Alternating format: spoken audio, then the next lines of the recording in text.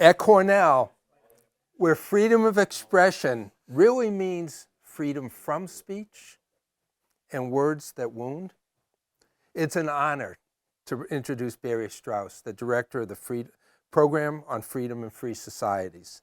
This program ensures that civil-speaking, deep-thinking, heterodox thinkers come to campus to provide students with a reasoned and balanced education.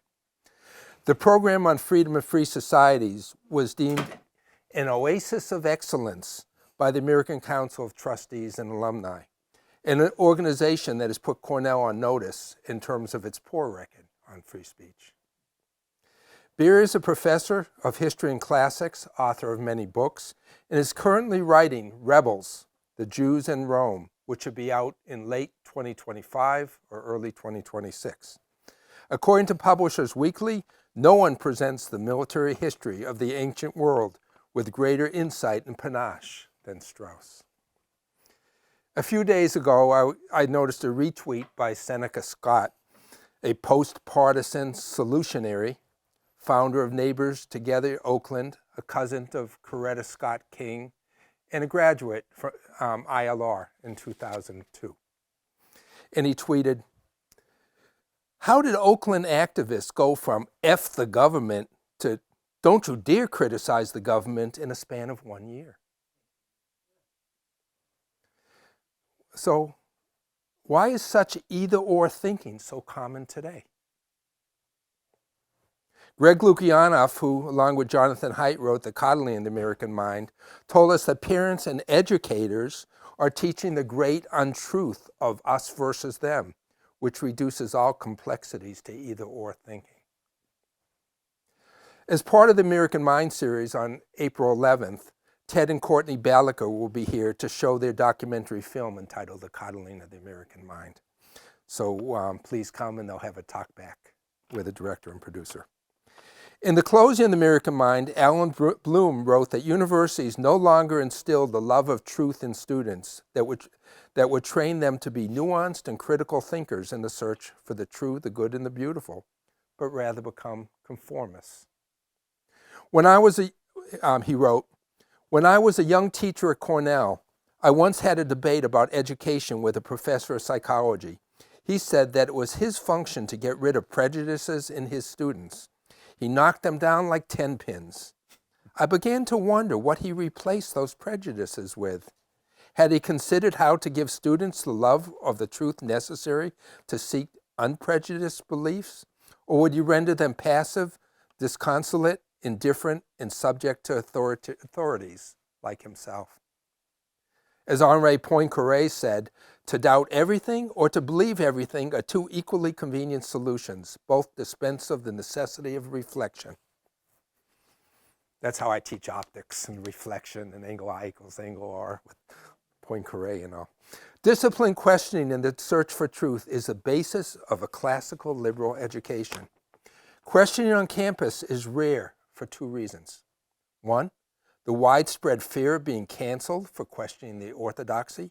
And two, because the next generation K-12 standards have taught our students to have blind faith in authority, teaching students what to think and not how to think.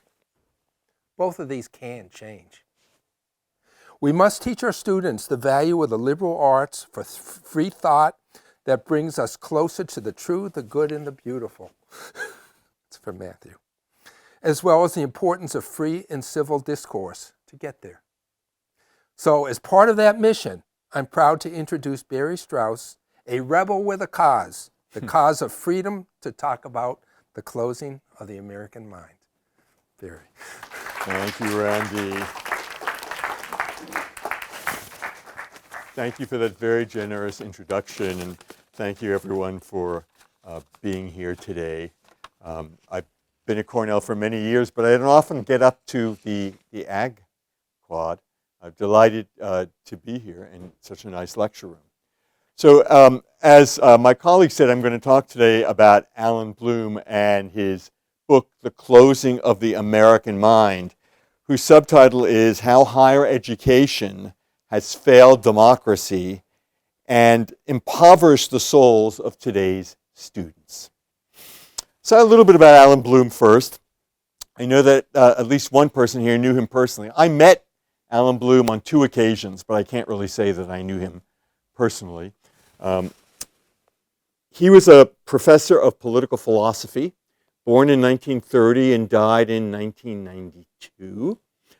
He's most famous for teaching at the University of Chicago, where he had a very distinguished career. But he also taught at the University of Toronto, and most interesting to us, he taught at Cornell.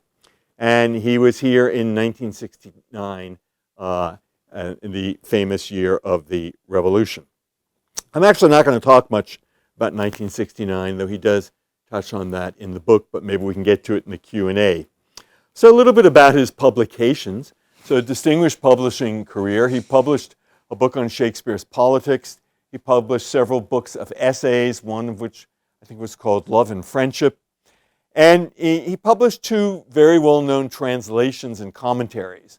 One was on Plato's Republic, and I remember reading it myself as, I think, a sophomore in college and marking up the pages as we used to do. And the other, Rousseau's Émile. These are 2 very big and very important books in the history of political thought. But he's best known for the book that I'm going to talk about today. Very unusual figure. It's not every academic who has a novel written about him. He died in 1992, as I said, and 8 years later, his Chicago colleague and great friend, the Nobel Prize-winning novelist Saul Bellow, published a roman à clef, a biographical novel called Ravelstein, and the main character is a thinly disguised Alan Bloom. Alan Bloom was, he was a real original. If you Google him on YouTube, you can see some interviews with him, and you'll get a bit of the flavor of the man. He was a cultural conservative, but he was not a movement conservative.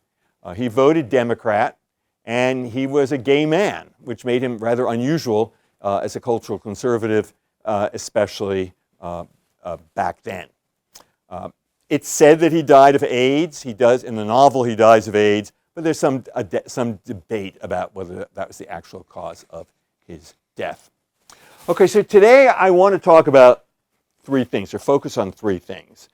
First, what he says in the book. What is his diagnosis? What does he mean by the closing of the American mind? Why does he think that the university has failed democracy and impoverished the souls of young Americans? Secondly, was he right? And third, what does it mean for us today? But first, I want to say a little bit about the history of the book itself. As someone who writes for a popular audience myself, I'm just utterly jealous of his success. I could never dream of having anything like it. So the book was published in 1987, and it did not get a big advance. It was not expected to have a great success, but the book took off. It was immediately reviewed favorably in the New York Times. It was reviewed twice favorably in the New York Times, once in the Daily New York Times and once in the Sunday New York Times. Also favorably reviewed in the Washington Post, in the Chronicle of Higher Education, in Time, and Newsweek, and in other publications. So much so that Publishers Weekly said of the book's success, this is a book whose success was driven by reviews. How successful was the book? Well, it was on the New York Times bestseller list for 2.5 months. It sold 1 million copies perhaps in its first year. I've seen different explanations of it. It did extremely well abroad, and Bloom was given the coveted Prix Rousseau, the Rousseau Prize, by the city of Geneva, Switzerland. But the thing about review-driven bestsellers is that, in general, reviews can't really turn a book into a bestseller. They can help, but it takes more than that. So the question is, what is it that this book had that made it a bestseller? I have some thoughts, and some of them come from other people, some of them are my own. So first of all, it was 1987. That's about 40 years ago. And as the cultural critic Andrew Ferguson said, and he wrote a very good afterword to the book, a later edition of the book, 1987 seems as remote to the America, far removed from the America of today, as does the Roman Republic. It really was a very different world. The digital revolution was just beginning. It had hardly started. In 1987, who was the president? Ronald Reagan was the president. Who was the Secretary of Education? Bill Bennett. Who was the director of the National Endowment for the Humanities? Lynn Cheney. In terms of the government, it was a much more conservative period than the current day. But the universities were not so conservative, and I think that conservatives felt at the time that they were losing America in the universities. It was a period, and I was an assistant professor at Cornell then in 1987. It was a period of deconstruction, of post-structuralism, of European theories, of questioning of Western civilization. In January of 1987, there was a demonstration on the Stanford campus, and the demonstrators chanted, "Hey, hey, ho, ho, Western Civ has got to go." And someone who joined the demonstrators was Jesse Jackson. So it was the beginning of the era of multiculturalism, beginning of the era of questioning Western civilization. And they were referring in particular to a Western civilization requirement at Stanford that I think is long since gone. So conservatives were concerned about where their future would be. And along comes Alan Bloom's book, which tackles this problem. Ironically, 1987 is the year of another book, Cultural Literacy, by E.D. Hirsch, a book that was also relatively conservative, though not nearly as conservative as Bloom's book. Hirsch distanced himself from Bloom. Anyone know where Hirsch got his bachelor's degree? Cornell University. He's a Cornell graduate. So Bloom taught at Cornell and Hirsch went to Cornell. These are two early books in what has since become a cottage industry of conservative critiques of American culture.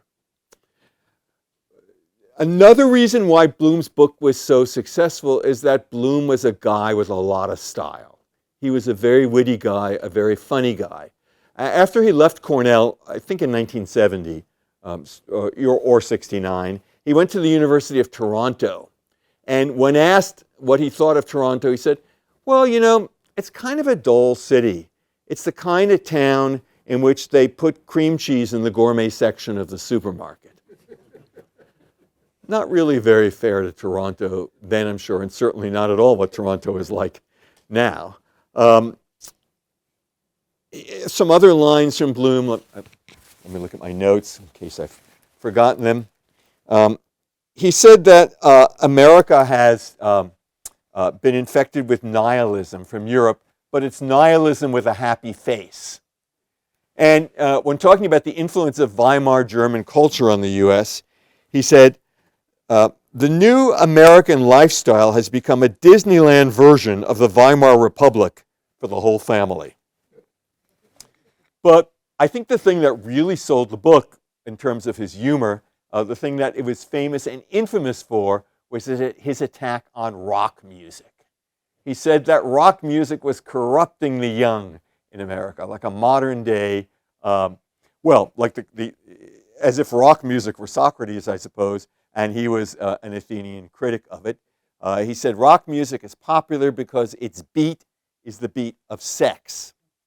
And in about 20 pages of pretty long book, I don't know, maybe 400 pages, he finally reaches a climax, if you will, and I cannot do justice to it without reading it. So you will allow me to read this. And by the way, I purposely didn't have a PowerPoint today. In the spirit of Alan Bloom and cultural conservatism, I think it would have been wrong to have a PowerPoint. So you allow me just to read it. And it's kind of fun to read.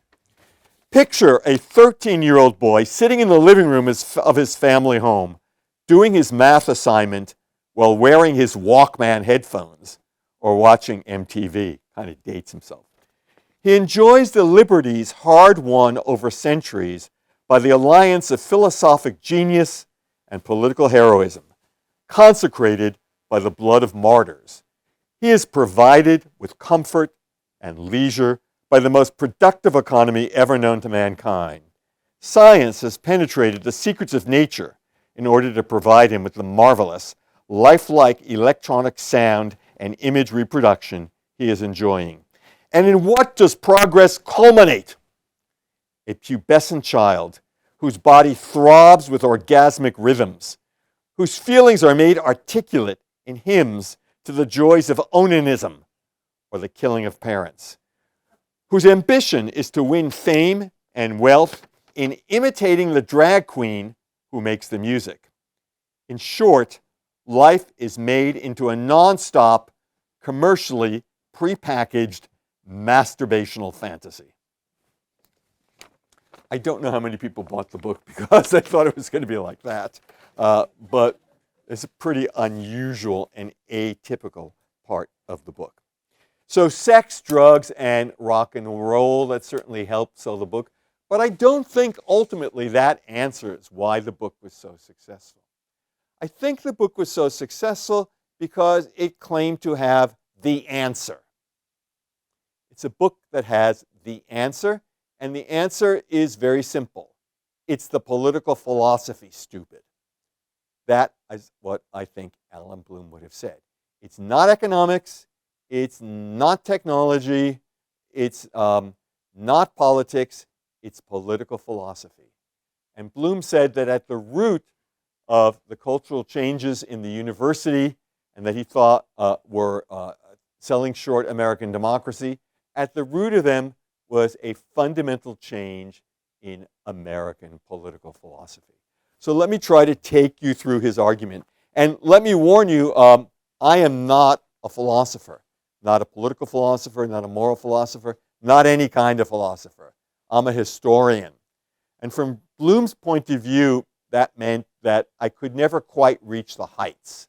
Bloom argues that history is full of very important information, and it's important to study.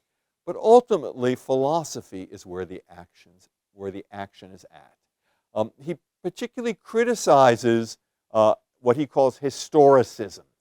And by historicism, he means the idea that truth is historically conditioned. So what's true today won't be true tomorrow. What was true for the founders in the 18th century can't possibly be true today in the world in which we live in. And he calls this idea historicism. And I actually agree with him. I think that we have to accept that some ideas may be true regardless of the period in which they were written. So Bloom says, and he starts the book by saying this, that if you teach in a university today, the one thing you can be sure of is that all your students will believe in relativism. They will all believe that truth is relative, and it depends on your point of view. I'm okay, you're okay, and one idea is no better than any other idea. And Bloom says that this is a terribly corrosive philosophy, one that's ultimately dangerous to democracy and to living in a liberal society, and dangerous to what universities are supposed to be about, searching for the truth. Now, why does he say this, and what could possibly be wrong with the idea that all ideas are equally good? He certainly doesn't say that all ideas aren't worthy of study and that we should debate all things. He would never say that. He'd be in favor of debating everything. But he doesn't think that all ideas are equally good. In fact, he thinks that there are certain ideas that you need to have in order to live in a free society, in order to live in a constitutional republic or a democracy. And those ideas he associates in the book with the American founding. Bloom himself was a Francophile. He was a Europhile. His work is extremely Eurocentric and focused on a very high level. It's another reason, by the way, why it's kind of amazing that it was the bestseller that it was. This is not an easy book. And this is not a book about current events, by and large, and about American things, by and large. But it looks elsewhere, to earlier times and earlier places. But he does go to the American founding. And he says that one of the differences in American culture in 1987 with what it was in earlier generations is that the American founding is no longer at the center of things. In fact, professors scoff at the American founding. They say that it's outdated and that the founders were genocidal racists and simply, well, they were white guys in powdered wigs, and they don't really speak to us today. But he argues that we need the founding as the basis of our politics. Okay, so the American founding, actually I have to take a step back, sorry. For Bloom, the American founding is an expression of a philosophy that he would call natural right philosophy. And that perhaps would be better called natural law philosophy, but never mind. It's a philosophy that's rooted in nature and that says that nature gives us absolutes. It tells us what's true. And let me just quote briefly from lines you all will have be familiar with from the Declaration of Independence. But I must say, actually, before I do, that I think that Bloom was onto something when he said that we no longer teach the American founding. A few years ago, I said something in a class about ancient oratory, and I said to one of the graduate students, you know, in some ways it's reminiscent of the Gettysburg Address. He said to me, you know, I've never read the Gettysburg Address. He said, really? Oh, are you Canadian? And he said, no. And I realized he'd never read the Gettysburg Address. And this was a really good graduate student who went on to get a PhD, does great work. But it tells you something about the education that he got. No fault of his. So, the Declaration of Independence. Declaration of Independence says in the very beginning that it is explaining why the British colonies of North America should be free, and it's doing so in consonance with what it calls the laws of nature and of nature's God. Laws of nature and nature's God. And then it says, in probably the most famous passage, we hold these truths to be self-evident, that all men are created equal, that they are endowed by their Creator with certain unalienable rights, that among these are life, liberty, and the pursuit of happiness. Endowed by their Creator, created equal, laws of nature and of nature's God. These suggest that the truths in the American founding are meant to be natural truths. They're not debatable. They are beyond debate. There's something that are inherent and were given to human beings by God. Now, Bloom thinks that's necessary to have a constitutional republic, to have a democracy. He'd go further and say that the most important thing that human beings can do is to engage in philosophy, to ask the question that Socrates asked, what is the good? What is the good life? To examine everything about our lives. And to do this, you need to live in a free society. Bloom was a great student of Plato, and Plato argues that the absolutely ideal society would be one in which a small group of philosophers, a philosophical elite, ruled, because only philosophers knew the truth. Only philosophers knew what was really important. But Plato, and even more so Aristotle, went on to say, that's nice, but that's not the real world. The real world is not one in which philosophers will rule. The real world is one in which we have to have the best practical form of government. And the best practical form of government for Plato and Aristotle was a mixed regime in which an elite of cultivated gentlemen would rule by sharing power with ordinary people and in getting them on board. In short, it would be something like a constitutional republic. Now, for Bloom, Plato is all important. He goes back to the Republic, and if you'll permit me, one of the most famous passages of the Republic, I'm sure many of you know it, is the simile of the cave. Plato says that human life, the life that we ordinarily live, to understand it, imagine people who are trapped in a cave and who don't even know they're living in a cave. They think that dark underworld is the reality of what life is like on Earth. Their backs are to the entrance to the cave. They're chained to the wall. And what they look when they see in front of them, what they think they're seeing is reality. In fact, what they're seeing is a shadow puppet show. They're seeing shadows cast on the wall of the cave by puppeteers who are behind them and who are using a fire to cast these shadows. To get to reality, we have to leave the cave.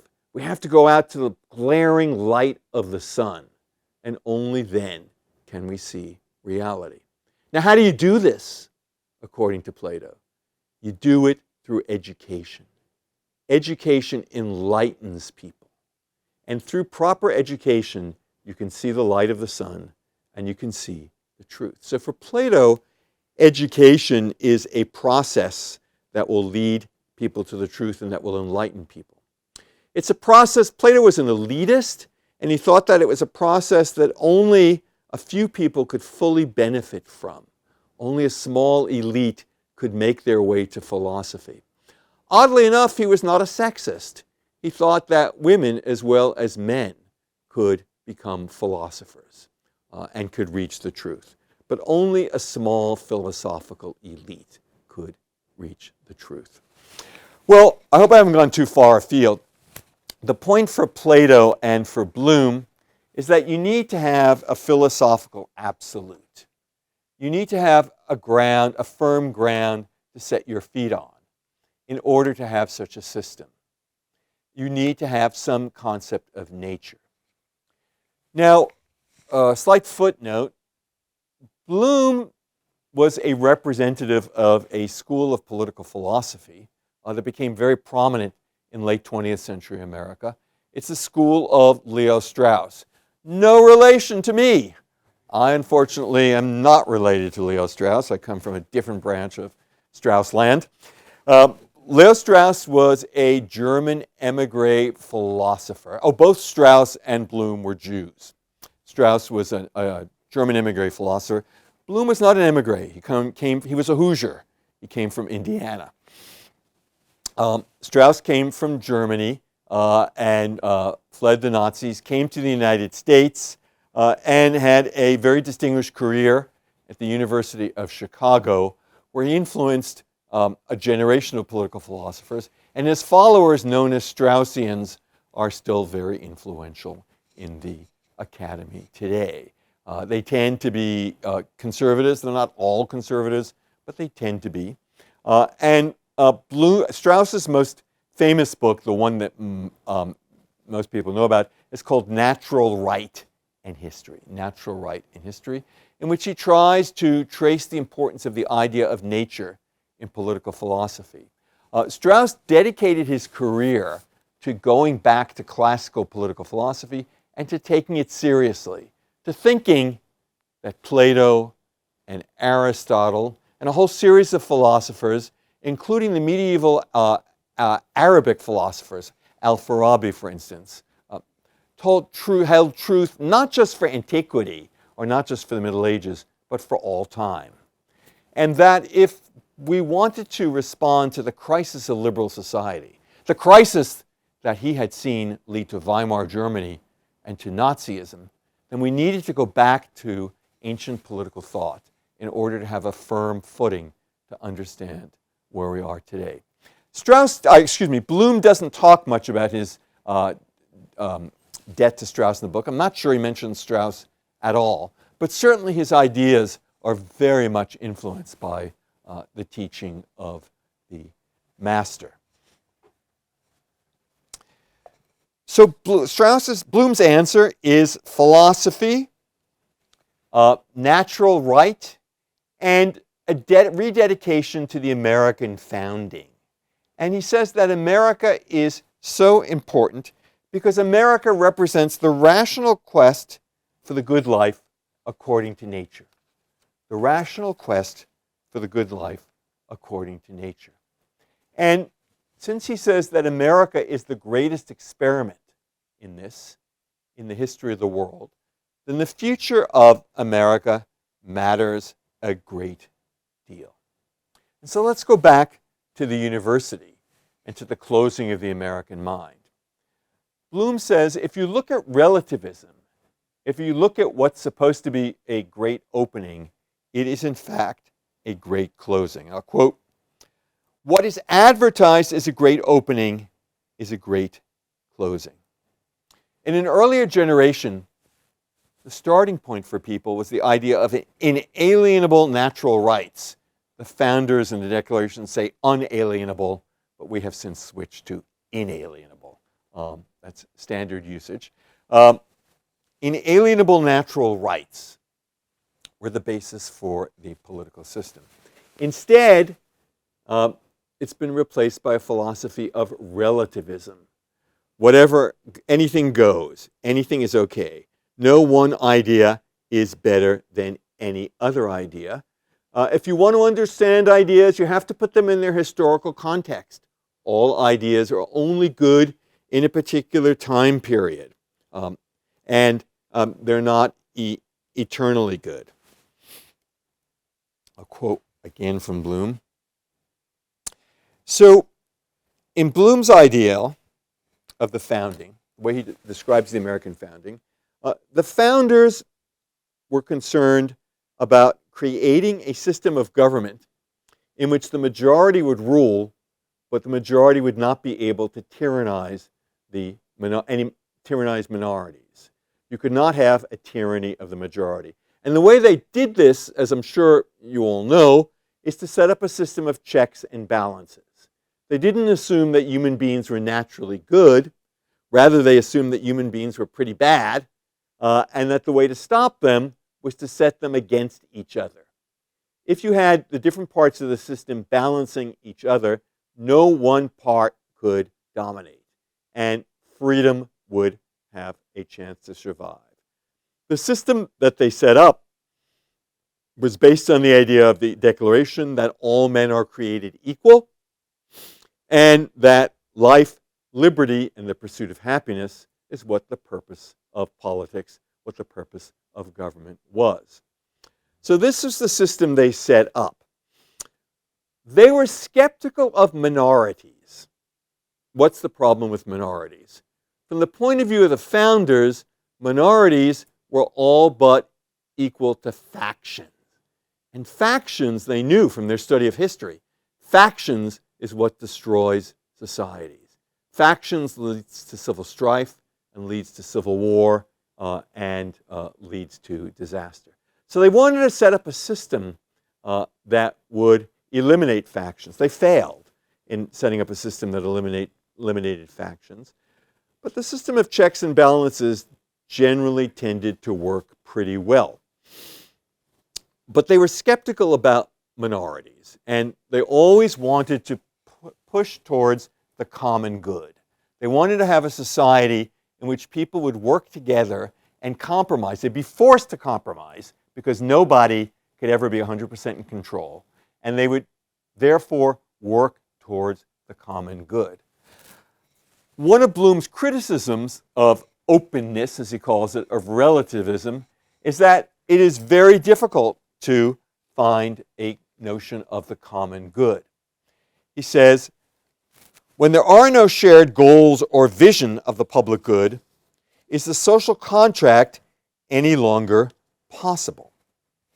Belief in the founders and the founding, the Constitution, gives us a notion of the common good and a shared good. Relativism, by deconstructing all this, leaves us in a situation where anything goes. Instead of a situation that tries to create a majority, it's a system that pits minorities against minorities. And the function of the government becomes less one of finding a common good than of protecting minorities. But again, if the function of the government is to protect minorities, how do you find a common good? He makes an interesting argument, it seems to me, about Lincoln. And he says that for Lincoln, Lincoln was an opponent of relativism. You might remember that before he became president, Lincoln debated the idea of popular sovereignty. Anyone know what popular sovereignty was? What was popular sovereignty? Oh, you all need to take a course in American history.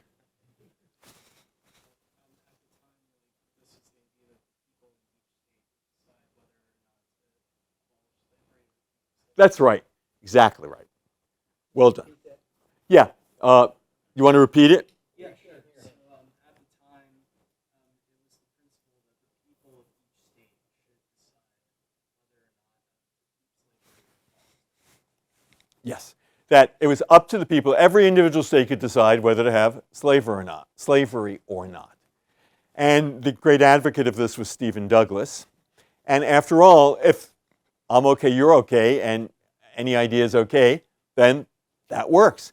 And Lincoln said, no, absolutely not. This is a violation of our founding idea that all men are created equal. He wasn't an abolitionist because he thought abolitionism was impractical and would lead to civil war. And he didn't want civil war. But he was opposed to slavery and said we cannot allow slavery to spread. And we cannot allow it to spread because it's wrong. It's absolutely wrong. It's against human nature to enslave another human being. That, I think, is what is at stake in the debate over relativism, or relativism versus absolute ideas. Now, you can criticize Lincoln in many ways. You can call him a hypocrite. You can say that he didn't start the Civil War to abolish slavery, but rather to save the Union, and that's all true, because he was a pragmatist, and he was a step-by-step kind of guy. But the fact of the matter is he did consider this a bedrock principle, and in the end, he did abolish slavery. Although he did it his way, a very roundabout and, unfortunately, a very bloody way. So that, I think, is what's at stake in what Bloom is talking about. The need to have a system of government that has certain fundamental ideas that it considers to be self-evident and beyond debate. And to have a system of government that aims to achieve the common good. Now, Bloom would say that in order to do this, you can't teach people just any old thing. You have to have certain basic things that you teach people. The secondary school system, and indeed the primary school system, has to teach people the American founding and the American Constitution and the Declaration of Independence, and why those principles are preeminent and why they're beyond debate. Of course, they can be debated, but why they've got to be the bedrock of American society. He would also say that you have to study history. You have to study American history. And then he would go on to say, well, what should you study in college or at university? He would say you have to have people studying the Western tradition. And from Bloom's point of view, particularly the Western philosophical tradition, and in particular, the Western political tradition. Students can study all sorts of other things, and I would say they should study all sorts of other things. But this needs to be there as a bedrock, as a foundation. There needs to be, in other words, a core curriculum, and that core curriculum had to have certain classic texts in it and certain basic principles in order to have a free society. Now, Bloom was, he was a teacher, a college teacher in a period when all of this was being swept away, when civics was being swept out of the secondary schools, when core curricula and required courses were being abolished in the universities, when it was the beginning of the system that we more or less live with now, when students are presented with a smorgasbord and basically said, it's either said, do what you like, or, here are a few categories, and you have to have a couple from each of these categories, But that's pretty much it, and we're not going to really force you to do any sort of thing. And we certainly don't care if you know anything about the American founding or the principles of the United States. That's really up to you. You can be a global citizen. That's cool. That's equally good. Being an American citizen is not all that important, and it might even be oppressive. It might even be racist just to focus on the United States, overly nationalist, overly Americanocentric. He saw that happening. And he saw a bunch of other things as well. As I said, he talks about the revolution at Cornell in '69. To his credit, he doesn't name names. It's all done in terms of different points of view without focusing on individuals. I think that's a great principle, by the way. As a teacher of mine once said to me, let's discuss and debate arguments, not people. Let's not discuss personalities. Let's discuss principles. I think that's something that we all need to remind ourselves of today, and we can all benefit from, especially living in a society that's all about trashing individuals. If you just look at social media, you'll see that it's stock in trade. So, do I think Bloom was right? Well, I think it's pretty obvious that I do think that he was on to something very, very important, and that we've lost something tremendously significant, and that we're in great danger living in a society and an educational system in which people are not taught what the roots of liberal democracy are, or constitutional republicanism, and in which they're taught to think they're a sham and to have contempt for them, to write off the founders. I think that's a tremendously dangerous situation and raises questions about the future of our political system. That being said, Bloom left some things out. First of all, he left out religion. His teacher, Leo Strauss, famously said that the two axes that he lived his intellectual life on were Athens and Jerusalem. And his entire career was based on trying to understand the relationship of Athens and Jerusalem, of reason and faith. And as Andrew Ferguson says, Bloom was an Athens guy all the way. He wasn't a religious person. And I don't think universities should be religious. I think that Ezra Cornell and Andrew Dixon White had the right idea that universities should be secular. But I do think they should encourage people to each go to his or her own religious tradition, to try to get a bedrock of ideas from a faith. And of course, some universities can be religious. It's perfectly fine for some universities to be religious. We have a number of religious universities in the United States, and there are other religious universities around the world. Secondly, I think Bloom underestimated what it would take to get over the bitter legacy of racism. You couldn't simply snap your fingers and say that because we have the Civil Rights Act of 1965, I think, and the Voting Rights Acts of '64, or maybe I've got them backwards, that suddenly racism isn't a problem in the U.S. And everything is fine. It would necessarily take a long time, and these would necessarily be issues we're still working out today. For all the progress I think we've made, there's still issues to work out. Nor did Bloom understand the significance of massive immigration to the United States. It was only beginning in the period in which he lived in. And to my mind, it makes the importance of teaching the American founding and the principles behind it all the more important. In 1987, communism hadn't fallen yet. And in 1987, the rise of China was only something that a few visionaries predicted. Bloom couldn't have seen all that, but I think that an aspect that Bloom leaves out that I would have liked to see more of in the book, and certainly other books talk about it, is the cycle of the rise and fall of civilizations. This is something that historians deal with maybe more than philosophers, and that I think that Bloom's work would benefit from. What about Bloom's prescriptions? Do they hold true today? I think they do, alas. I think that the university could be a place to enrich souls, but all too often it's not. All too often the university is about technical training and technical proficiency and getting credentialed. The university is a place that credentials people and prepares them for success. It's also a place where people make friendships, and friendships are great and they're important. But friendships can also be about networking, which is a little more bottom line in what it's all about. Universities have seen a flight from the humanities.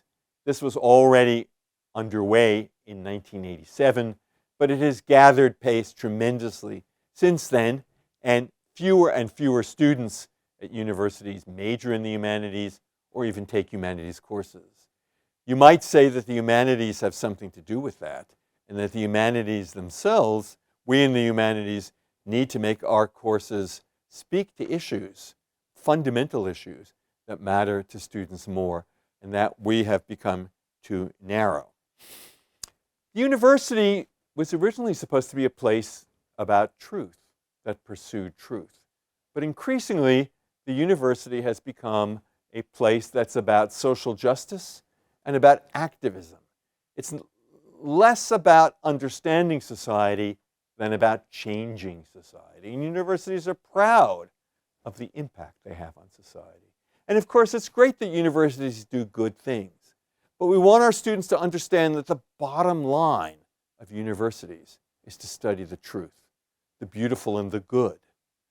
That we want universities to be in some ways an ivory tower, that it's not a bad thing to be an ivory tower, as long as students don't think that the ivory tower is the only thing that matters. So finally, what is to be done, comrades? What should be done today if we agree with any of Bloom's analyses of what's wrong? Well, let me give you a few suggestions. The first is I'm all in favor of classical education in secondary school.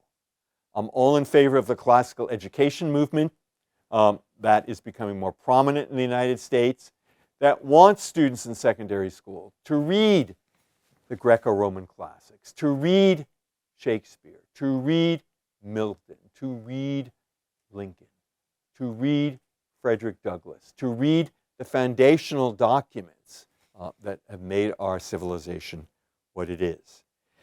Second, at the university level, I would be in favor of a common core. But I too live in the real world and not Plato's Republic. And I know that the chances of getting my colleagues to agree on a common core are slim to none.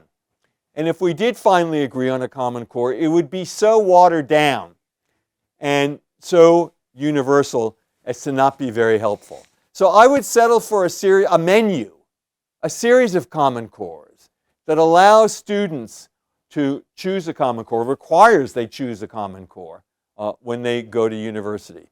Most of these common cores, I am well aware, will not be about classical political thought or the American founding. That's fine. I'll take what I can get. As long as we have some aspect of this, I think it will be a good thing.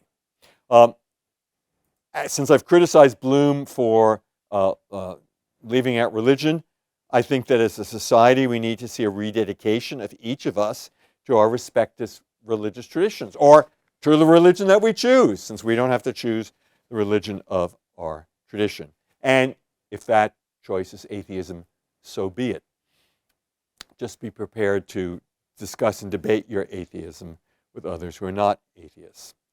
I think we need to have a rededication to the ideas of Western civilization and not say, hey, hey, ho, ho, Western civ has got to go, but to realize that instead that Western civilization is the only civilization in human history that has criticized itself and criticized just about everyone and everything. Western civilization is the most dangerous civilization.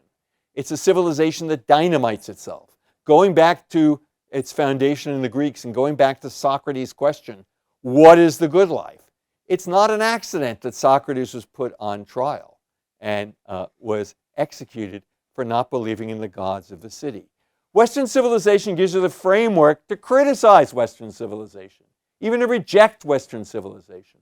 But you need the framework. It won't do to say we don't even need to study the framework. We need to have a rededication to the ideas of the American founders in the American founding. I've made that clear. We need to have an intellectually diverse faculty, which I think more and more people are coming around to that idea. And finally, one idea, which is a little bit different than the soapbox I have put myself on, is we need to understand the danger of factionalism. We need to understand just how very dangerous it is to a free society or to any society to indulge in tearing each other in part of red states and blue states. It really is true that we need to live in a society in which there is not a red America or a blue America. There's only the United States of America. But we have to understand that's not just rhetoric, but in fact that again and again in history, societies have been destroyed because of the inability to compromise. And that compromise can be painful and boring, but it is absolutely necessary if we want to live in a free society. So that, I think, is why Alan Bloom's ideas are still with us today, why this book is a minor classic, why in a way it's the book that I think we need to go back to if we want to understand what's wrong with the American mind. And I only wish that I could have explained it with half of the sense of humor that Alan Bloom deployed when he wrote this marvelous book. So thank you, and let the debate begin.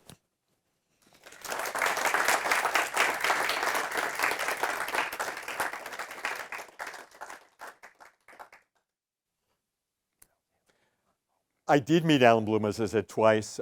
Once I heard him give a lecture when I was a graduate student, and the other time was at a conference at the University of Chicago where I got to have coffee with him. He was a very witty man. He really was.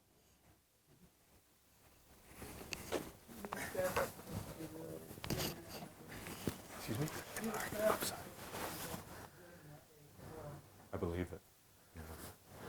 Yeah, so I just was interested in your thoughts on things that need to change in the university. And I'm, with the moving away from the humanities, Yeah. you see a move towards technical education. Yes. I guess, do you see a distinction between technical education and like a liberal arts education? Should those be separated, or is it important to have them together? Well, it's a great question. I think that there is room for technical education to be separate. I mean, one of the great dirty secrets of the American university is you don't need 4 years to do a college degree.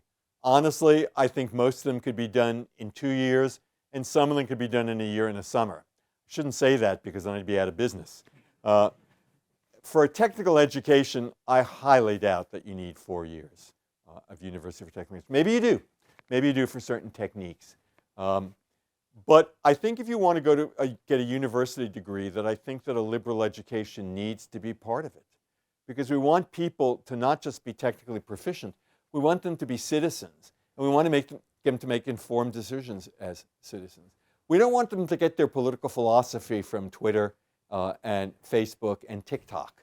We want to get them to get it from Plato, and we want them to get it from classes that they take in universities with professors who will stimulate them and challenge their ideas. So yes, I don't think that technical education is enough at a university.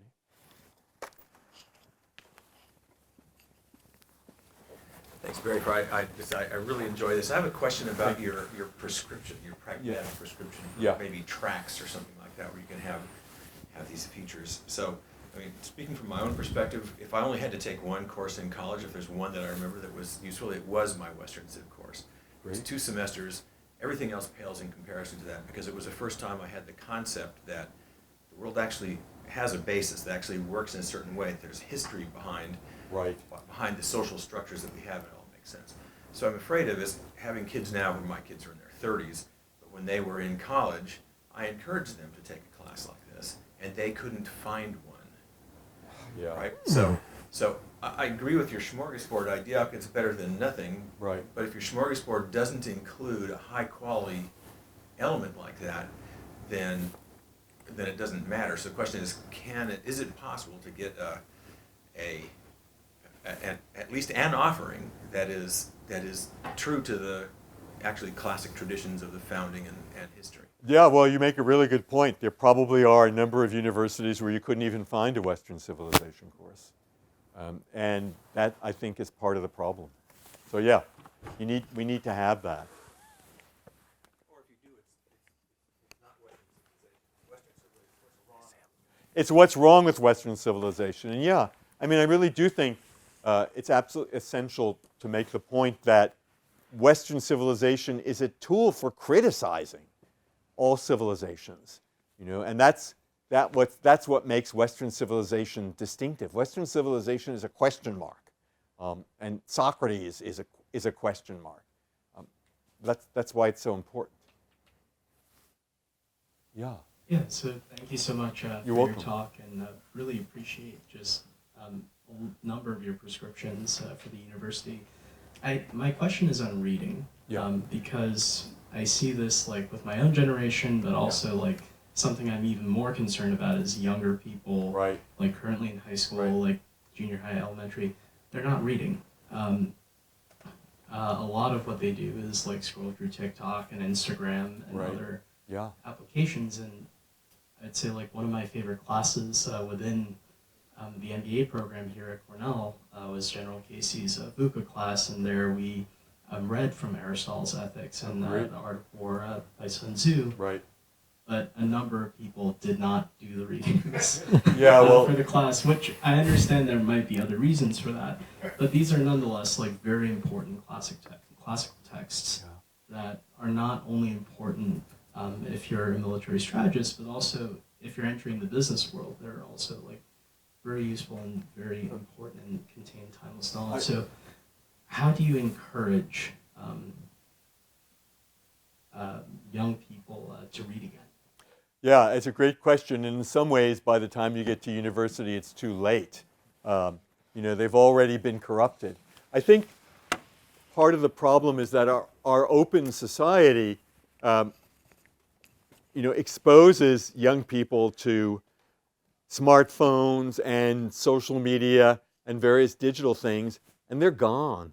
They're really gone. I think it would take a lot of work. You need to have a university administration that's really committed to this. And I don't mean to criticize the Cornell administration. They got a lot of things on their plate. But I think that one thing that universities need to do is they need to focus on reading. And they need to have requirements. In my classes, I noticed exactly what you're saying, that students weren't doing the reading. So I realized you just have to test them on the reading. And I did. And that helped. Also using hokey things like Perusal and various programs where they have to comment on the reading. That also seemed to work to get them to read more. That being said, when I first started teaching here in the 1980s, in a history class, the minimum was 150 pages of reading a week. Nowadays, if I assigned 150 pages of reading a week, I'd be lucky if they read 50 pages of it. But that's partly because our society just is giving such the wrong messages. It's making people shallow. And when you make people shallow, you're making them weak. They're not going to be able to defend the society if push comes to shove. And usually history suggests that push does come to shove. So you really want to give people a firm background. Okay, but someone else has the floor. Thank you. Thank you. I studied humanities at Cornell in the Government and Near Eastern Studies Department, and while I love my education, a lot of it has been in the paradigm of critical theory. I feel like I'm not getting that classical traditional education that Right. we're talking about. How do you, I'm a second semester senior, how do you recommend someone like me and many of my peers in the room really fill in that blind spot? You're a second semester senior, so it's too late. It's too late, but you can read. I'm sorry to hear that. I'm not surprised, but I'm really sorry to hear that. And so you should get a reading list. Any recommendation to find a good reading list? No, but if you send me an email, I'll get you one. I mean, you could start with the E.D. Hirsch Cultural Literacy. You could do worse than start with that. You could read Bloom's book, but that's not probably where I'd start. Have you read The Apology of Socrates? I have not, no. I'd read that. I'll send you an email. Yeah, sure. Thank you. First, the point about reading. So I read Closing of the American Mind when I was probably 25, 26 years old. So after college, it was recommended by a friend. And then I was like, oh, I better read The Republic. I had not read it in college, so I read that. So it is perfectly possible. You don't have to stop.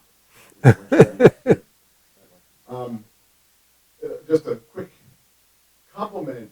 I, of course, read the book. It was 25, 26 years ago when I read it. I remembered the basic idea. It doesn't, relativism, and classics are important. But the passage that I remembered was basically the one that you read. Rock music is bad because of the rhythm. It was like stuck in my brain. So it was great.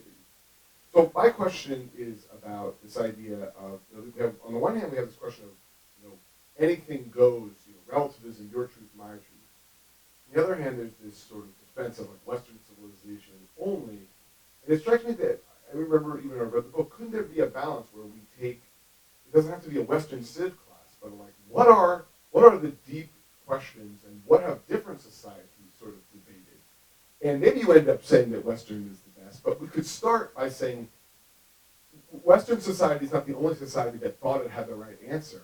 Let's at least read what everyone thought their right answer was before we sort of anoint one, but at the same time really just attacking relativism, saying it's not about saying, by attacking relativism I mean saying we're going to try to debate this out, we're going to compare and contrast and see what's better, rather than just you go to your corner and I go to mine without sort of pre-privileging. I think sometimes when, issues with critical theory as well, but I think a valid point that they have is like, well, Western gets to start on third base and everybody else has to catch up, and then it's like, oh, see, we win.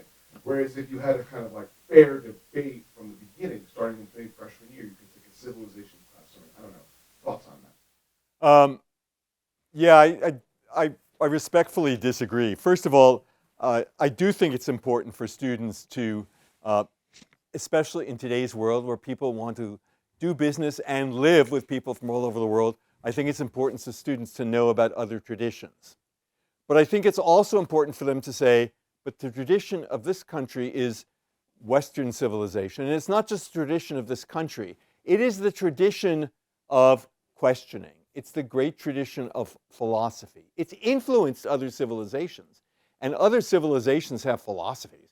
For heaven's sake, there's Indian philosophy, there's Chinese philosophy, there's Islamic philosophy, although Islamic philosophy is very much influenced by Greek philosophy. And I think that students need to know that. But I think the danger is not having a foundation point where you say, okay, this is ground zero. This is the foundation. And once you master this, you can go on to study anything you want.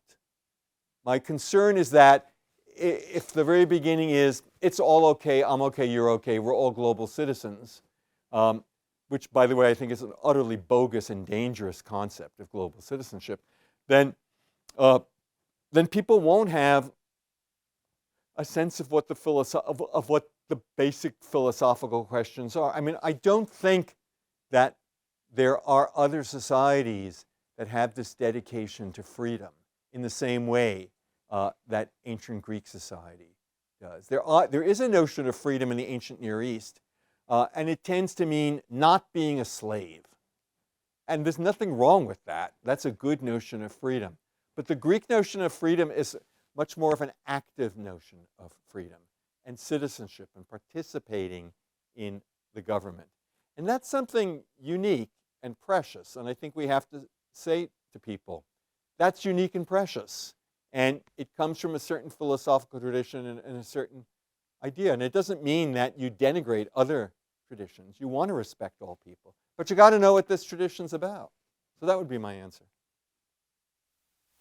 Thank you very much again for speaking to us today. I just had, a question regarding, perhaps you can expand a little bit on the practical solutions that you were giving about how to reinstitute some of the Western civilization aspects for education, because I think a lot of people, I'm assuming most of us are in agreement that it's important in the room, but a lot of people don't share our opinion among our peers as well as our faculty. So just how we can, as a movement, as a society, try and expand and sort of reinvigorate these thoughts, because they're very important, as you say. And I see back at home in the UK just how bad it is when you start questioning those things. So thank you. You're welcome. I know there is a classical education movement in the UK as well as in the US. I was just at a conference where there are a group of school teachers from the UK who are talking about classical education. So, but I think that you're asking a really good question. How do you deal with the fact that many of your peers will say, well, isn't this racist? Isn't this Americanocentric to think this? And I would say a couple of things. First of all, I'll make that last of all. I would say, well, what are the ideas that you think that are important? You know, do you think that freedom and equality are two foundational ideas? And if you do, you would say, well, where do these ideas come from? Where do we get the idea that freedom and equality really should be the basis of our society? And you will scour the world and find that they come from the West. It doesn't always work well. I mean, the West also gave us Nazism and, Stalinism. So it doesn't always work. But they're there in the West, and the West came up with these ideas. So I think you need to add, I guess I would do it in terms of ideas rather than people. Because if you say, well, you need to study Plato and Aristotle and Benjamin Franklin, somebody would say, well, those are all white guys. So I wouldn't do it in that term. I would do it in terms of ideas. Secondly, one point I meant to say in the lecture, and I didn't get to it, is I think American universities have become infinitely more Americanocentric than they used to be. And I think the way that we look at the world, or the way that we teach our students to look at the world, is basically through the lens of the United States. And we say, what are the big issues in the United States? Well, these are the issues that are the big issues around the world. And one of the ways in which we do this is we basically have de-accession the study of foreign languages. At Cornell, there's still a foreign language requirement in the College of Arts and Sciences, but it's been watered down quite a bit. And I get it that foreign languages are not everybody's forte. Nuclear physics is not my forte. But I think it's really important to get Americans to look outside the United States and to see that people in the rest of the world look at things in different ways.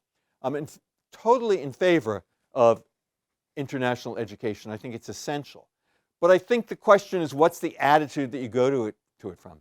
And I completely agree with Bloom. If you go to it with relativism, I'm okay, you're okay, then you don't have anything to stand on. But if your attitude is, look, this is the West, and I know what the Western principles are, I know what's good about them, maybe there's some things that are bad about them as well, and maybe I can learn from other people, but if I can't learn from them, at least I want to understand them.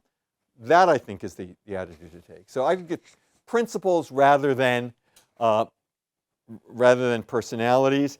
And that American openness, I agree with Bloom. It's really incredibly Americanocentric and closed-minded. Cher colleague. Something's nagging me. Yes. The aphorism about the guys in the cave. Does the guy leave the cave and then come back and tell them what's out there and then they kill him? That's in my skull, and I don't know if you said it already. I didn't. No, I mean... So I heard that this morning, just to give you an idea how weird this is. I think I heard that this morning. I don't think Plato says that in the Republic, but it is implicit because Plato's model is Socrates. But I'm trying to figure out how I heard this story twice. I don't know, you can hear it from me. Now, I'm a chemist. I have about 60 credits of biology and about 60 credits of chemistry, so you can imagine how many credits of American Civ that I got. I'm debilitated by having been a Cornell undergrad, so there's that problem.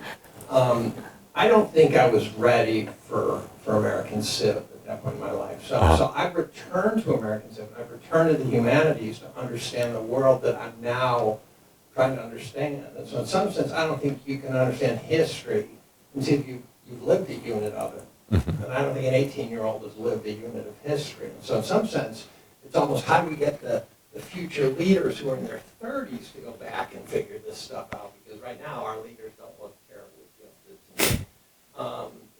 You think? To your question, how do we get people to read as a chemist every semester without fail? I tell the kids to get audiobooks because they're digital now and they're already reading a lot. I said, look, you're walking up to campus, it's 10 minutes. You're walking down from campus, it's 10 minutes. I drive to the store, my wife asks me to go, it's 10 minutes. I drive back, it's 10 minutes. I can do 25 books a year just commuting. And so that's how I get to read, Charles Murray. And there's a series called the Great Courses series, which are great lectures, I'm sure you know, but a lot of people might not, where they're trimester-length courses by brilliant lecturers, and they cost $10. And so I try to get my students to say, look, when you stick those buds in your ears, put on an audiobook. And I emphasize actually nonfiction because I have this sort of bias about wasting my time on make-believe. But I'm now beginning to believe that history has a healthy dose of make-believe in it too, so there's that. But there's no beat of sex if you have an audiobook. The sex, drugs, rock and roll part. I think the humor part is very important, says the guy who was voted class clown in high school. Yeah.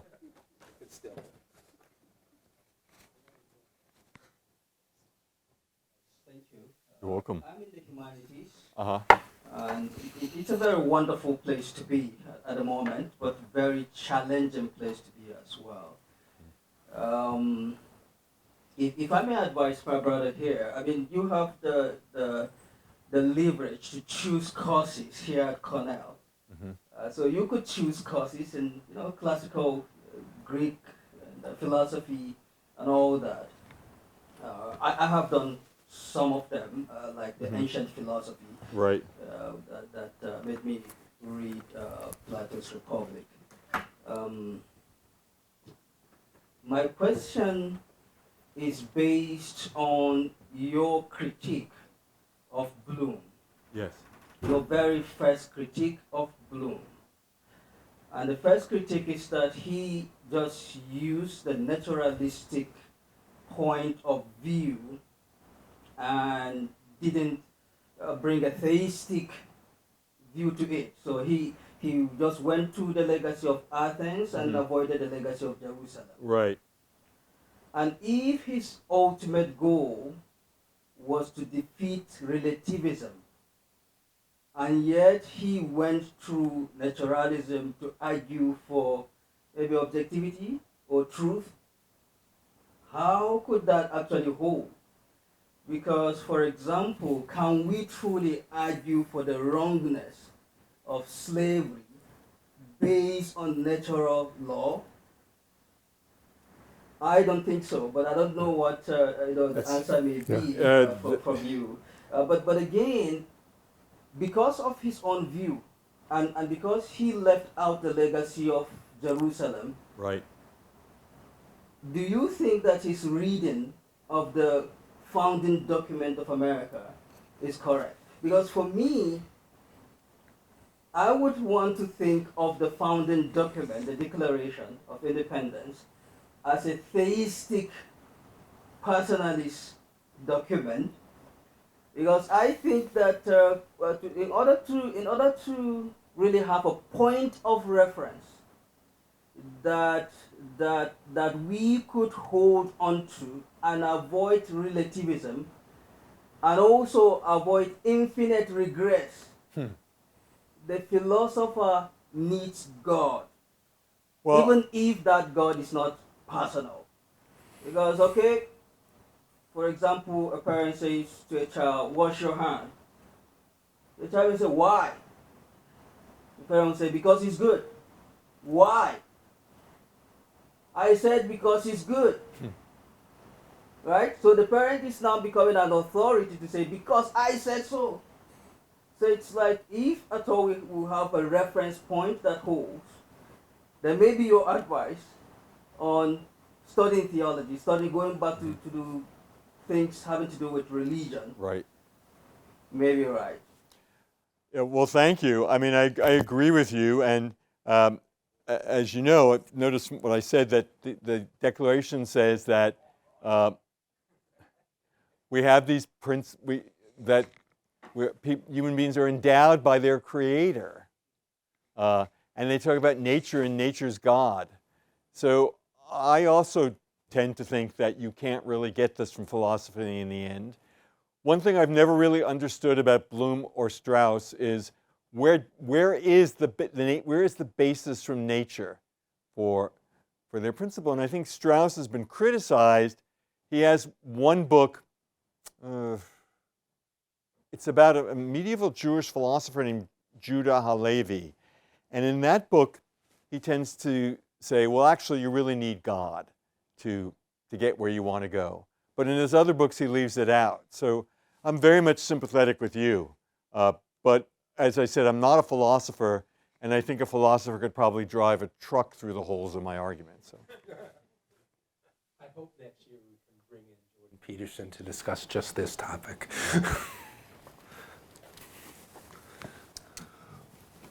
Listening to what you were saying and thinking, is it on? Yeah, you're totally close. Oh, listening to what you've said and thinking about our world outside the cave right now, Right. I wonder if we haven't actually skipped over relativism already. Are we at an effort where certain powers are actually establishing a new orthodoxy of anti-Western, anti-religious foundation, and how far do you think we are? Yeah, I mean, that's a scary point, but I think there are certainly people like that. There's certainly people who are, who say they're opposed to the West, but they often use Western arguments to state their opposition to the West. But yes, they do want to establish a new orthodoxy. And one of the things that's so terrifying about social media and the world we live in is that it's now become much easier to establish orthodoxy than it ever was before. I mean, various people have said, just think of the mind control, the thought control that the Nazis and the Stalinists could have done if they had the tools that we have today. So I think we're in a very dangerous situation, and it's more important than ever that we teach young people about the first principles, and for that matter, that we teach old people about the first principles, that we all can go back to them. So yes, I agree with you. Dangerous situation. Yeah. One thing you might have done more with is something you touched on in the end, which is namely just how exciting the kind of education he talks about is. So, I mean, I never took a class from Bloom. I take his book as an example of his practice.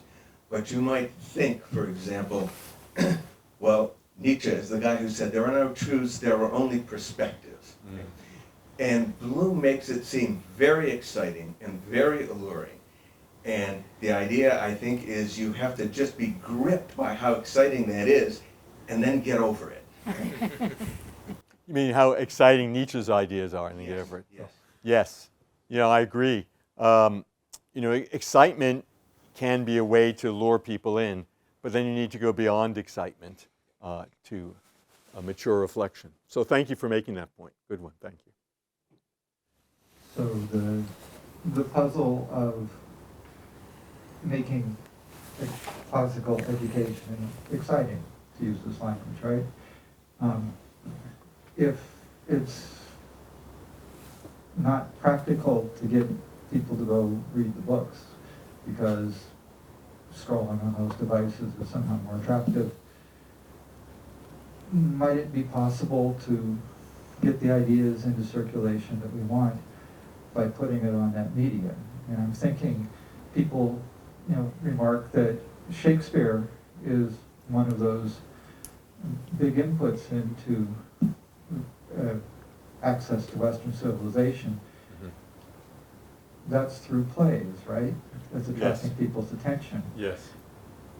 While reading and thinking and discussing are critical components of this in my mind, having that sort of competing with all of those other things in social media by putting those ideas out there and hopefully making them attractive seems to me to be one way to do it. Now, I'm not an actor. I don't know how to do it, but...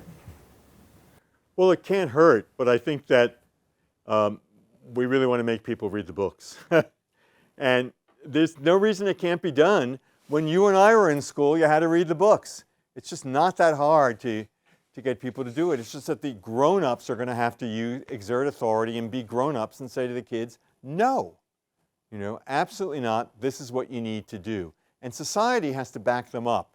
Individual parents can make can be very important, but you need to have the schools, you need to have society say, no, this is a disaster to have people getting their education from social media and from these little things in our pockets. We need to get people to read books. It can be done, but you need a societal effort. And undoubtedly, you can't get society as a whole to do it, but you can certainly get parts of society, pockets of society. I read that there are 1,000 classical education schools in the United States. That's wonderful, but it's just the beginning. We just need more of this. And Plato makes it very clear that he thinks the most important thing in any society is the educational system. And I entirely agree with that. So I think that we can't really focus on anything more important, or at least from my narrow window, we can't focus on anything more important than educating the young. I want to thank Barry for opening our minds, but giving us something to bite down on so it doesn't all just flow through.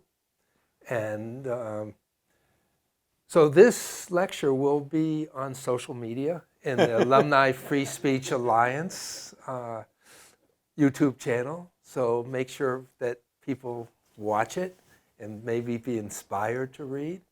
And in terms of the orthodoxy, I agree with you very much. We're in this authoritarian orthodoxy.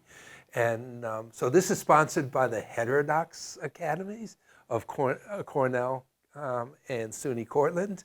And so please pay attention to what the Heterodox Academy is bringing in terms of heterodox thinking. Our next program is Gad Saad, who's going to be here talking about his book, The Parasitic Mind, on April 9th. On April 10th, he'll be talking about Jew hatred. And on April 11th, Courtney and Ted Balaker will be here. They're the producer and director of the movie, The Coddling of the American Mind. So please come in April. So I'd like to put this down so I can really clap my hands for Barry.